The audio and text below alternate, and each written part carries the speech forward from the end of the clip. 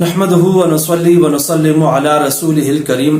فرض نماز ہو، واجب ہو، سنت ہو یا نفل ہو، ہر نماز کی ہر رکعت میں 2 سجدے کرنا فرض اور ضروری ہے۔ ایک سجدہ بھی چھوٹ گیا تو نماز نہیں ہوتی۔ 2 سجدے کرنے کی حکمت کیا ہے؟ اللہ تبارک و تعالیٰ نے سورہ طٰہٰ میں ارشاد فرمایا ہے، منہا خلقناکم وفیہا نعیدکم ومنہا نخرجکم تارۃ اخری۔ 3 باتیں ارشاد فرمائی۔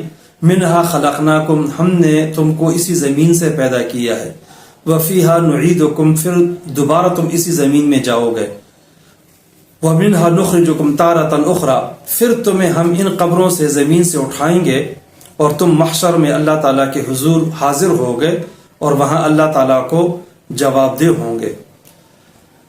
یہ جو پہلا سجدہ کیا جاتا ہے، اس میں اس بات کی طرف اشارہ ہے، منہا خلقناکم، کہ اسی زمین سے ہم سب پیدا ہوئے ہیں۔ پھر پہلے سجدے کے بعد بندہ جلسہ میں بیٹھتا ہے، تھوڑی دیر بیٹھتا ہے۔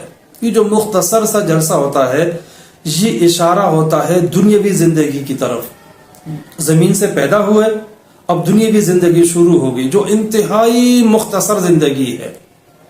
اور جب دوسرا سجدہ کیا جاتا ہے تو یہ اشارہ ہے کہ اب مرنے کے بعد قبر میں جانا ہے، پھر اس زمین کی طرف جانا ہے۔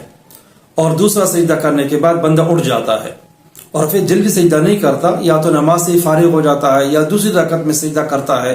یہ درمیان میں کافی وقفہ ہوتا ہے۔ یہ اس بات کی طرف اشارہ ہے کہ قبروں سے اٹھ کر اللہ تبارک و تعالیٰ کے ہاں بھی جانا ہے، حشر میں جمع ہونا ہے، اور وہاں اللہ تبارک و تعالیٰ حساب کریں گے اور ہم اللہ تعالیٰ کے سوالات کا جواب دیں گے۔